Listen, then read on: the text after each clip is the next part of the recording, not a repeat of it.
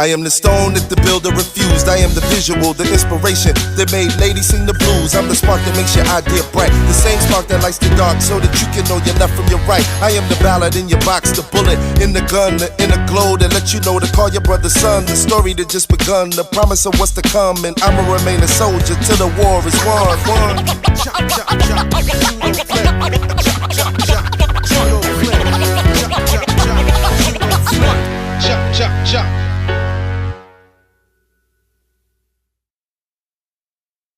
Good morning, Mariners. Today is March 9th and an A-Day. I'm Rosie. And I'm Leaf. Tonight at 6, See Home Drama is showing their one-act plays in the theater. There is a suggested entry fee of $5, but you can also get in for free. Science Olympiad takes place Saturday the 11th. Don't forget to wish them luck. Also, there's a track meet Wednesday the 15th. And the Spring Choir concert takes place Thursday the 16th from 7 to 9 at the See Home Theater. Last but not least, art studio students have created some amazing found object sculptures. They're on display outside the entrance to the theater. You can vote for your favorite sculptures by scanning the barcodes displayed next to the sculptures.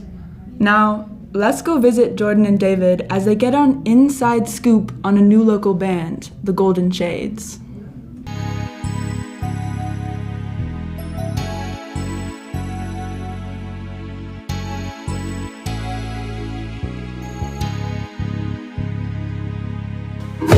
Okay, so what is the Golden Shades? The Golden Shades is a band that we formed so that we could perform at a community event, and we ended up having a lot of fun and decided to become an official band. How did the Golden Shades come about? Give me like a little backstory and how you got all these people together for this like event on such short notice. Sure. So YMS, the Young Multiracial Society, which Isabella and I are a part of, started planning the Ebony Gala, which was See Home's celebration of Black History Month. And we really wanted to make this event joyful and have a lot of local music groups come and play. So in addition to the jazz band, we wanted to bring some R&B sound and play some of our favorite music from Black artists, mostly modern Black artists. And so since Isabella is an amazing singer and I play bass and some other instruments, I was like, yo, Isabella, we should play some music together for this event. And slowly but surely, we were able to talk to some other people like Penelope Keep over here, who is just an absolute genius on the keys and on the saxophone and on vocals. And we also talked to Colin, who is on the drums. So what can we expect in the future of Golden Shades? Do you guys plan to play locally, or? We don't exactly know what the future holds, but we have talked about playing locally. There are open mics hosted at Zeke's Pizza, so that could be a possibility. We're also possibly going to have a tiny desk performance on this very platform in Anchorage today, so keep your eyes and ears open for that. Gold Shades! Alright. What musical talent? Right? They played so well at the gala. I hope I can see them play in person again sometime. Next, we transition to a more quiet place with Rosie and Chance in the library. And shh, make sure to keep your voice down.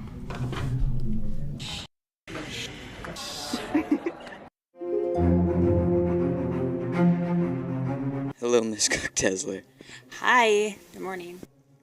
You're the librarian here at See Home High School.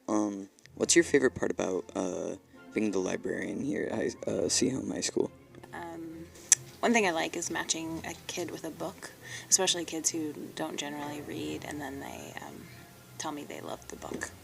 Do you think that there's a lot more people that come to the library than you might expect? Yeah, I feel like it gets busier and busier. When we have one lunch, it's completely full. During lunch, we run out of chessboards and places to sit. When we have two lunches, it's a little bit more mellow, but still lots of chess happening, puzzles, coloring, and just hanging out. I like that part of my job too. Is the Student Learning Center still being held here after school? Yes, it's Monday through Thursday, 3:30 to 5:30 with Miss Wines. It's not open on Friday, which makes some people sad, and we close at 3:30 on Fridays. To schedule an appointment through the CHOM website, right? For the Learning Center, yeah. For a tutor, but you can come and just work on work if you don't need a tutor, so you don't have to schedule that. That's pretty cool. What's your favorite book that you've read so far in 2023? Ooh, that's hard. I listen to a lot of books on Libby, which people can get on their phones using their Bellingham public schools login, so if you are into audiobooks, but let me see here. It wasn't a young adult book, but it's called Someone Else's Shoes by Jojo Moyes, and it's just a fun female power book if anyone's looking for that. It's an adult book, but often kids will read adult books here, so. All right. Thank you for talking to me. Yeah. Thank you.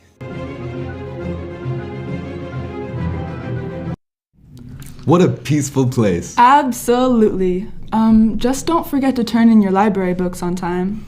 Next up, Rin got the inside scoop on the Zodiac sailing trip. All aboard? Aye, aye, Captain. Hi, I'm here with one of our counselors here at CHOM, Miss Jell. Hello. We're here to talk about the Zodiac trip that the counselors are doing. So, what is this trip about? Yeah, so we are trying to get this back up and going since COVID. It's actually been a program since 1996, and we've had CHOM students going every single year until 2020. And during the 2020 year, we actually changed the program, whereas before it was really focused around marine biology and history around the sea, to include mental health. So basically, it's a trip on this 1920s sailboat, and we get to go out to Susha Island and Stewart Island. It's a 2-night trip, so you actually sleep on the boat, you eat on the boat, you learn how to hoist the sails, swab the deck, all the good stuff. But then there's also a component where you get to learn from your peers, whether it's around marine biology or if it's like mental health related. I think we're gonna do like morning yoga. So it's just a really fun opportunity. It will be happening May 19th through the 21st. So that's that one day we have off in May. So you won't miss school. How can students sign up for this? So we're going to have a meeting, an information meeting on March 14th during Anchor. And at that time we will be passing out applications just to get an idea of, if you were to go on the trip, what you'd want to teach your fellow students, and just your interest in it, give you information around the cost, the timing, the agenda. We're actually also pairing up with Bellingham High School, so if you have friends over at Bellingham, you could also ask them if they're going or if they're interested. Okay, thank you. Yeah, so we really hope to see everyone there.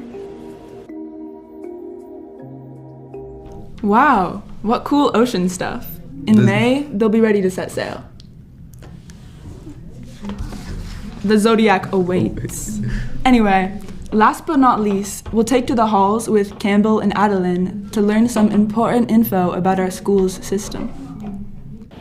It's been almost 2 years since we've returned to in-person school from COVID online school, but we're still seeing the effects, particularly in younger students. So we went and talked to some elementary school teachers and students to see how it's still affecting them 2 years later. We're here with This is Beth Keeley, a 5th grade teacher at Lowell Elementary School. Yeah, so online school, it was definitely a progression. Teachers had to learn how to use the platforms and how to create lessons in a new way, and so there was definitely a steep learning curve there. And so, I worked really hard. I think all teachers, we tried to collaborate with one another to create the lessons that were engaging for the students. But then again, depending upon how much support they had at home or just how that platform interacted with each student really varied. Mm-hmm. It worked real well for some students, and other students, it was really challenging, and they weren't learning as much as we would like them to. And then everything in between. So, yeah. The one plus, I guess, is students really did learn how to use their devices, their laptops. Yeah. And, they continue to teach me shortcuts and things. So they are really savvy with their computers. And they're great word processors as a result. So there are some silver linings there. Yeah. I think it was effective in a lot of ways. I mean, I'm glad that the way Bellingham really came together and provided a structure for teachers, provided the tools students needed, went to homes and made sure that they had internet access and all those things that people did. I think that the district did a great job of providing students with what they needed. And it was an emergency measure, and we'd never done it before. And so I feel like it was as effective as it could be. Looking back, there was like, oh, we could have done this or could have done that. But given the situation, I feel like we did the best we could. And but now we're kind of dealing with, some of the things we didn't know we were going to have to deal with. But we just keep pushing on, right? It's all about the students and trying to meet them where they are. So, Yeah. Did you know any of that, Rosie? Nope, it feels good to learn something new. Well, that marks the end of today's episode. Until next time. Bye, Mariners.